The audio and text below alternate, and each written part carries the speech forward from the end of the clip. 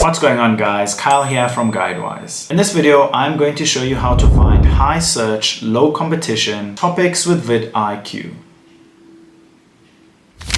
Once you're in VidIQ, in the left column, select keywords, then search for your topic. You then want to look for keywords that have a good search volume but low competition rate. So for living abroad, it has a fairly high search volume and a low competition rate.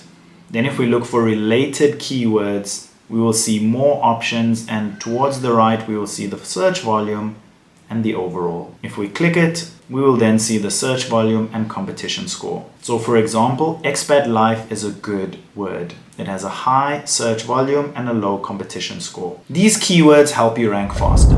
If this video helped, don't forget to like and subscribe.